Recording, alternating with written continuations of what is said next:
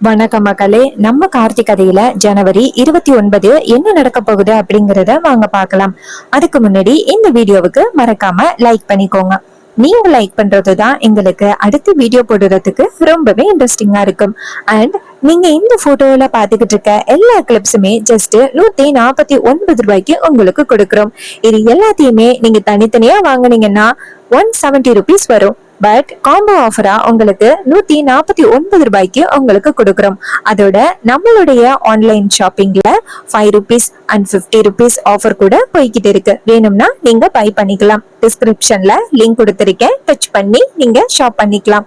இல்லைன்னாலும் வாட்ஸ்அப் நம்பர்ல நீங்க ஆர்டர் பிளேஸ் பண்ணலாம். சரி, வாங்க வீடியோல என்ன நடந்துச்சு அப்படிங்கறத இப்ப நம்ம பார்ப்போம். நம்ம மயிலோ ஹீரோ இருக்காங்கல்ல, அவங்க 2 பேரும் பேசிக்கிறாங்க. அப்ப ஹீரோ சொல்றாரு, இது மாதிரி என்கிட்ட ஒரு ஐடியா இருக்கு, அதை வச்சுதான் கண்டுபிடிக்கணும். அப்ப மயிலு சொல்றாரு, சரிங்க சகல வாங்க அப்படின்னு சொல்லிட்டு 2 பேருமே கிளம்புறாங்க. அப்ப நம்ம ரேவதி நேரா அவங்க அப்பா கிட்ட, என்னப்பா இது, அம்மாவும் அவங்களோட சொத்தை விற்க சொல்லி அந்த டாக்குமெண்ட் எல்லாத்தையுமே சித்தி கிட்ட கொடுத்துட்டாங்க. சித்தி அந்த டாக்குமெண்ட்டை விற்கிறதுக்காக போயிட்டாங்க. இப்ப என்னப்பா பண்றது? அப்ப அவரு சொல்றாரு, அதாம்மா எனக்கும் தெரியல. இந்த சந்திராவும் இதுக்கு காரணமா இருப்பாளோன்னு தோணுது. இந்த சந்திரா கண்டிப்பா அந்த சிவனாண்டியோட பேச்சையெல்லாம் கேட்டுக்கிட்டு இப்படி எல்லாம் பண்ணிக்கிட்டு இருப்பாளோ அப்படின்னு தோணுது. இந்த பிரச்சனையில இருந்து எப்படி ஈஸ்வரி மீண்டு வரப்போறான்னு தெரியல. அந்த கடவுள் தான் காப்பாத்தணும். அப்ப நம்ம ரோகிணி சொல்றாங்க, இப்போதைக்கு நமக்கு கடவுளா இருக்கிறது கார்த்தி மட்டும்தான். அவருதான் எப்படியாவது இந்த பிரச்சனையில இருந்து நம்மளை காப்பாத்தணும் அப்படின்னு சொல்லிட்டு பேசிக்கிட்டு இருக்காங்க. அப்ப நம்ம ஹீரோ என்ன பண்றாருன்னா, நேரா மயிலை கூட்டிக்கிட்டு வெளியில வராரு. மயிலே நேரா ஹீரோ கிட்ட, சகல சொல்லுங்க சகல, இப்போ எப்படி உண்மையை கண்டுபிடிக்கிறது? அந்த நகையெல்லாம் எங்க இருக்குன்னு எப்படி மாப்பிள்ள கண்டுபிடிக்கிறது? அப்ப ஹீரோ சொல்றாரு, கண்டிப்பா அந்த காளியம்மாளுக்கும் அந்த நகைக்கும் கண்டிப்பா தொடர்பு இருக்குன்னு நல்லாவே தெரியுது. சோ அந்த நகை அவங்கள மீறி எங்கேயும் போயிருக்கிறதுக்கு வாய்ப்பும் இல்லை.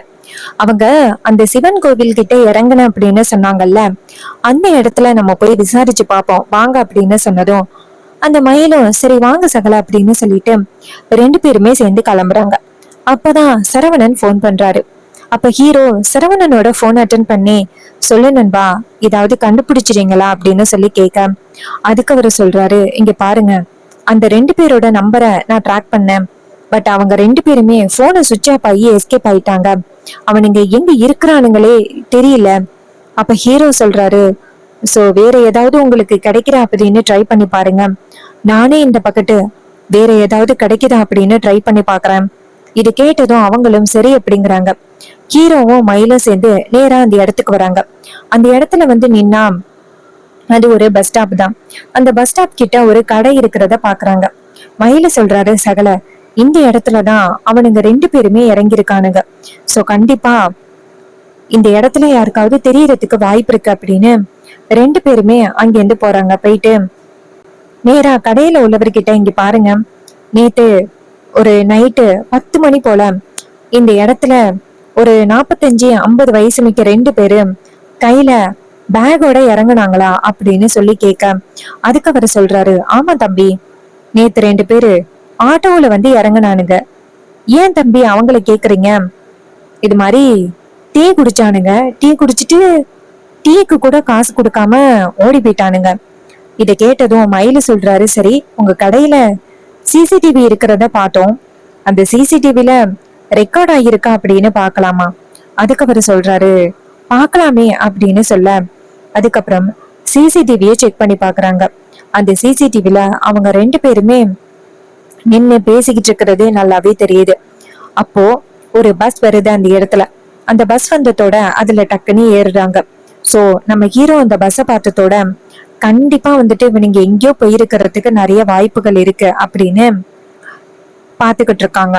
அப்ப அந்த ஆளுகிட்ட, சார் இந்த பஸ் எந்த ஊர் போகுது அப்படின்னு சொல்ல, அதுக்கு அவரு சொல்றாரு, சார் இந்த பஸ் பக்கத்தூர்ல தான் சார் போய் நிக்கும், நீங்க வேணா அங்க கேட்டு பாருங்க அப்படின்னு சொல்ல, ஹீரோவும் மயில சேர்ந்து நேரா அந்த பஸ் டிரைவரை வந்து கண்டுபிடிக்கிறாங்க. அவர்கிட்ட இவங்க 2 பேரும் எங்க இறங்குனாங்க அப்படின்னு கேட்க, அதுக்கு அவங்க சொல்றாங்க, சார் எங்களுக்கு தெரியும் சார். அந்த டிரைவர் கிட்ட விசாரிக்கிறாங்க.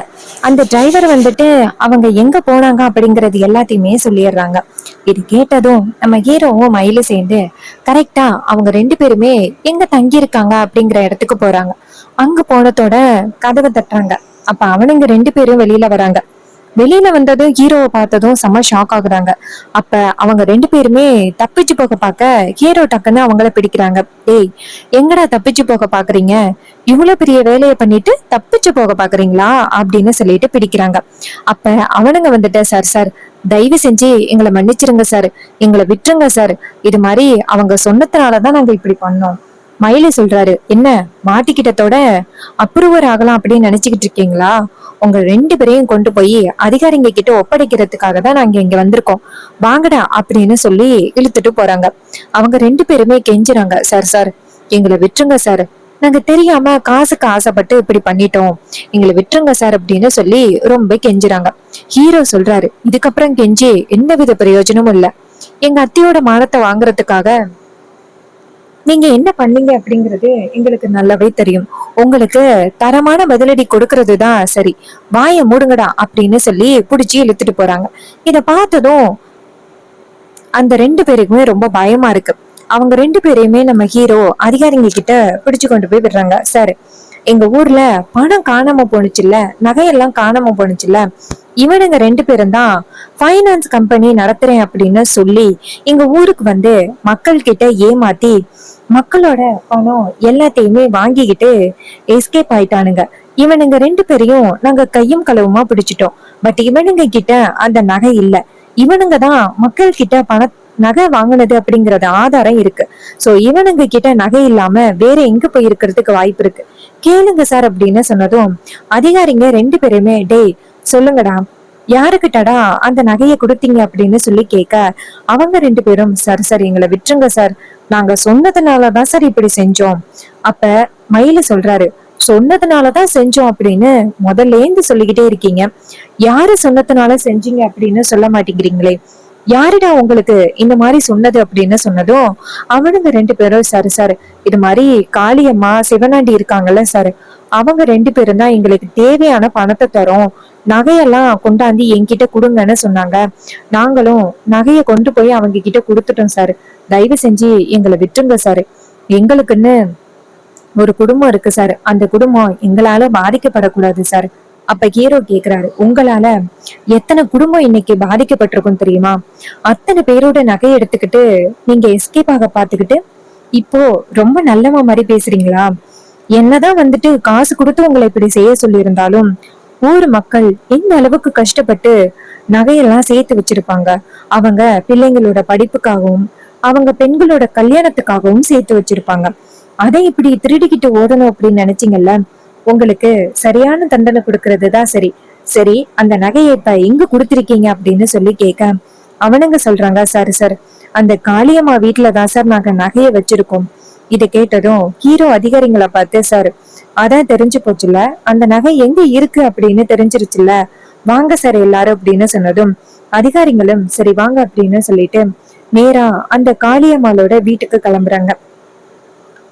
இன்னொரு பக்கம் வில்லி சந்தோஷத்துல இருக்காங்க. அக்காவோட சொத்து எல்லாத்தையுமே வித்து அக்காவை நம்ம காலி பண்ண போறோம் அப்படின்னு ரொம்ப சந்தோஷத்துல இருக்காங்க. இன்னொரு பக்கம் காளியம்மாளும் ரொம்ப ஹாப்பியா இருக்காங்க. அப்ப அந்த ரெண்டு பேரோட சேர்ந்து காளியம்மாளோட வீட்டுக்கு போயிட்டு கதவை தட்ட, காளியம்மா யாரு இந்த நேரத்துல அப்படின்ட்டு கதவை திறந்தா அதிகாரிகளோடையும் அந்த ரெண்டு பேரோடையும் ஹீரோ வந்து நிக்கிறாரு. இத பார்த்ததும் காளியம்மாளுக்கு ரொம்ப அதிர்ச்சி. ஐயோ, இவன் என்ன நம்மள தேடி வந்துட்டானா, இவன்கிட்ட மாட்டுன அவ்வளவுதானா அப்படின்னு காளியம்மா செம ஷாக் ஆகுறாங்க. ஹீரோ நேரா காளியம்மாளை பார்த்து, என்ன எஸ்கேப் ஆயிரலாம் அப்படின்னு நினைச்சியா? நீ என்ன முயற்சி பண்ணாலும் கண்டிப்பா உன்னால இந்த இடத்துல இருந்து தப்பிச்சு போறதுக்கு வாய்ப்பே இல்லை. இங்க பாரு, செஞ்ச தப்ப மரியாதையா ஒத்துக்க. எங்க அத்தைய மாட்டி விடணும் அப்படிங்கிறதுக்காக நீ என்ன வேலை பண்ண அப்படிங்கறது எங்களுக்கு தெரியும், மரியாதையா உண்மையை ஒத்துக்கடி அப்படின்னு சொன்னதும் காளியம்மா செம ஷாக் ஆகுறாங்க. இங்க பாரு, என்னை விட்டுரு அப்படின்னு சொல்லி கேட்க ஹீரோ அதிகாரிங்களை பார்த்து, சார் இவங்க வீட்டுக்குள்ளதான் நகை இருக்கு, நகை வீட்டுக்குள்ள இருக்கிறத தேடுங்க அப்படின்னு சொன்னதும் அதிகாரிங்க காளியம்மா கிட்ட சொல்றாங்க, இங்க பாருங்க மேடம், உங்க வீட்டுக்குள்ள நகை இருக்கிறதா இவங்க 2 பேருமே சொல்லியிருக்காங்க. சோ இவங்க 2 பேரும் சொன்னதுனால உங்க வீட்டுக்குள்ள நகைய கண்டிப்பா சர்ச் பண்ணியே ஆகணும். சோ நீங்க தேவையில்லாம பேசாம எங்களுக்கு வேலை செய்யறதுக்கு வழி விடுங்க அப்படின்னு சொன்னதும் காளியம்மா ரொம்ப ஷாக் ஆகுறாங்க. அப்போ சிவனாண்டி நேரா அவங்க சித்தி கிட்ட, சித்தி நகை எல்லாமே இங்கதான் சித்தி இருக்கு, கண்டிப்பா அவனுங்க கிட்ட மாட்ட போறோம், ஏற்கனவே பல தடவை அதிகாரிங்க கிட்ட மாட்டிக்கிட்டு இருக்கோம், இப்ப மறுபடியும் மாட்ட போற சித்தி. அதுக்கு அவங்க சொல்றாங்க, மவனே கொஞ்சம் அமைதியா இருடா, என்ன நடக்குது அப்படிங்கறத பாத்துக்கலாம். அதுக்கு சிவனாண்டி சொல்றாரு, இல்ல சித்தி, நம்ம இன்னைக்கு ரொம்ப அசிங்கப்பட போறோம், எனக்கு என்ன பண்றதுன்னே புரியல சித்தி அப்படின்னு. அதுக்கு காளியம்மா சொல்றாங்க, மவனே கொஞ்சம் பொறுமையா இரு அப்படின்னு. அதுக்கப்புறம் அதிகாரிங்க நேரா வீட்டுக்குள்ள போயிட்டு எங்க பார்த்தாலுமே நகை இருக்கா அப்படின்னு தேடுறானுங்க. அப்போ காளியம்மாளோட ரூமுக்குள்ள ஒரு பேக்குக்குள்ள நிறைய நகைகள் இருக்கிறத பாக்குறாங்க. பார்த்ததும் அது எல்லாத்தையுமே வெளியில எடுத்துட்டு வராங்க. காளியம்மா கிட்ட, என்ன மேடம் நகை இங்க இல்ல அப்படின்னு சொன்னீங்க, உங்களுக்கும் இதுக்கும் எந்தவித சம்பந்தமும் இல்ல அப்படின்னு சொன்னீங்க, மக்களோட நகை மட்டும் இங்க எப்படி வந்துச்சு? அப்போ இவனுங்க 2 பேரும் சொல்ற மாதிரி நீங்க தான் இந்த நகையெல்லாம், மக்களுடைய நகையெல்லாம் எடுத்துக்கிறதுக்காக இப்படி ஒரு பிளான் பண்ணீங்களா? எப்படிதான் உங்களுக்கு இப்படி எல்லாம் யோசனை வருதோ தெரியல. அதுவும் ஈஸ்வரி அம்மா மேல பழி போடுறதுக்காக தான் இப்படி பண்ணீங்களா? உங்களை கைது பண்றோம் அப்படின்னு சொன்னதும் காளியம்மா ஷாக் ஆகுறாங்க. சிவனாண்டி டக்குன்னு, இங்க பாருங்க சித்தினா அப்படின்னு சொல்ல வர, சித்தி நேரா வில்லனை பார்த்து, மவனே நீ அமைதியா இரு, நான் பாத்துக்கிறேன் அப்படின்னு நேரா காளியம்மா அதிகாரிங்களை பார்த்து, ஆமா சார், எனக்கும் ஈஸ்வரிக்கும் நிறைய பிரச்சனைகள் நடந்துச்சு, ஈஸ்வரிய பழிவாங்கணும் அப்படிங்கிறதுக்காக தான் நான் இப்படிப்பட்ட ஒரு வேலையை பண்ணேன் அப்படின்னு சொன்னதும் அதிகாரிங்க நேரா காளியம்மாளை பார்த்து, ஏற்கனவே உங்களை நாங்க கைது பண்ணோம், மறுபடியும் இதே மாதிரி வேலைகளை பண்ணிக்கிட்டு இருக்கீங்க, உங்களுக்கு கடுமையான தண்டனை கிடைக்கிறதுக்கு கூட வாய்ப்புகள் இருக்கு அப்படின்னு சொல்லிட்டு காளியம்மாளை கைது பண்ணிட்டு அந்த நகைகளையும் எடுத்துட்டு போறாங்க. ஹீரோ நேரா வில்லனை பார்த்து, இங்க பாரு, இந்த வாட்டி உங்க சித்தி உன்னை காப்பாத்திட்டாங்க, பட் அடுத்த வாட்டி உன்னை காப்பாத்துறதுக்கு வாய்ப்பே இல்லை அப்படின்னு சொன்னதும் அதுக்கு வில்லன் சொல்றாரு, என் சித்தி ரொம்ப பாவம், அவங்களையே நீ இவ்வளவு பெரிய பிரச்சனையில மாட்டி விட்டுட்டல்ல, உன்னை சும்மா விட மாட்டேன் அப்படின்னு. அப்ப ஹீரோ சொல்றாரு, உங்களுடைய விஷயத்துல நாங்க எதுலயுமே தலையிடுறது இல்ல, நாங்க பாட்டுக்கும் எங்க வேலையை பாத்துக்கிட்டு இருக்கோம், ஆனா நீதான் அத்தையோட குடும்பத்தை பழிவாங்கணும் அப்படி இப்படின்னு சொல்லி பல விஷயங்களை பண்ணிக்கிட்டு இருக்க, உன்னுடைய தப்ப திருத்திக்கிட்டு இதோட இந்த பிரச்சனைகளை நிப்பாட்டுறது நல்லது, அதை விட்டுட்டு நான் இப்படிதான் பண்ணுவேன் அப்படின்னு நீ பல பிரச்சனைகளை பண்ணிக்கிட்டு இருந்த அப்படின்னா அது உனக்கும் நல்லது கிடையாது, உன்னுடைய எதிர்காலத்துக்கும் நல்லது கிடையாது. உன் பொண்டாட்டி அந்த சந்திராவோட சேர்ந்து வாழ்றதுக்கான வழிய பாரு, அதை விட்டுட்டு நான் இப்படிதான் பண்ணுவேன் அப்படின்னு சொல்லிக்கிட்டு இருந்தீங்கன்னா அது நல்லதில்ல அப்படின்னு ஹீரோ அந்த சிவனாண்டிய பார்த்து எச்சரிச்சுட்டு அந்த இடத்துல இருந்து கிளம்புறாங்க. அப்ப சிவனாண்டி நினைக்கிறாரு, இவனுக்கு எவ்வளவு தைரியம் இருந்தா நம்மளையே இப்படி மிரட்டிட்டு போவான், இவனை கண்டிப்பா நான் சும்மா விட மாட்டேன் அப்படின்னு சொல்லிட்டு செமையா கோவப்படுறாரு அந்த சிவனாண்டி. இன்னொரு பக்கம் முத்து அங்கேருந்து ஓடி வந்து, மவனே இது மாதிரி காளியம்மாளை அதிகாரிங்க கைது பண்ணி கூட்டிட்டு போயிட்டானாங்களாம்ல, அந்த டிரைவர் பைய ரொம்ப அதிகப்படியான திட்டம் போட்டு நம்ம எல்லாரையுமே மாட்ட வைக்கிறான், நம்ம என்ன பண்ணாலுமே அவன் சுலபமா உண்மையை கண்டுபிடிச்சு நம்மள சிக்க வச்சிடறான், இப்போ எப்படிராம் அவனே காளியம்மாளை வெளியில கூட்டிட்டு வர்றது? அதுக்கு சிவனாண்டி சொல்றாரு, சித்தப்பா அதான் சித்தப்பா எனக்கும் தெரியல, இது மாதிரி பசமா கையும் களவுமா வேற சிக்கிட்டாங்க, அவனுங்க 2 பேருமே போட்டு கொடுத்துட்டானுங்க, இப்போ எனக்கே என்ன பண்றதுன்னு தெரியல சித்தப்பா அப்படின்னு சொல்லிட்டு பயங்கர குழப்பத்தோட பேசிக்கிட்டு இருக்காங்க. முத்துவும் அந்த அவரும் சேர்ந்து எப்படியாவது அவரை காப்பாத்தணும் அப்படின்னு சொல்லிட்டு கிளம்புறாங்க. இன்னொரு பக்கம் நம்ம ஹீரோ அந்த நகைகள் எல்லாம் எடுத்துக்கிட்டு நேரா வீட்டுக்கு போறாரு. நகைகளை கொண்டு போய் அவங்க அத்தை கிட்ட கொடுக்குறாங்க. அத்தை நகைகளை கண்டுபிடிச்சாச்சு அப்படின்னு. நகைகளை பார்த்ததும் ஈஸ்வரிக்கு அப்பதான் நிம்மதியாகுது. வில்லி அதை பார்த்ததும் அதிர்ச்சி ஆகுறாங்க. சோ கண்டிப்பா நம்ம ஹீரோ நகையை கண்டுபிடிச்சு அவங்க அத்தையோட மானத்தை காப்பாத்துவாரு. இது எல்லாமே அப்கமிங் எபிசோடுல ரொம்ப ரொம்ப இன்ட்ரெஸ்டிங்காவே நடக்க போகுது. சோ இதே மாதிரி இன்னுமே அப்டேட்ஸ் வேணும் அப்படின்னு நினைச்சீங்கன்னா நம்ம சேனலை மறக்காம சப்ஸ்கிரைப் பண்ணிட்டு பக்கத்துல உள்ள பெல் ஐகானையும் கிளிக் பண்ணி ஆல்னு செட் பண்ணிக்கோங்க. அப்பதாங்க அடுத்தடுத்து வீடியோஸ் போடும் பொழுது உங்களுக்கு தொடர்ச்சியா நோட்டிபிகேஷன் வரும், பார்க்கலாம். இதே மாதிரி வேற ஏதாவது ஒரு கதையில பார்ப்போம். தேங்க்யூ ஃபார் வாட்சிங்.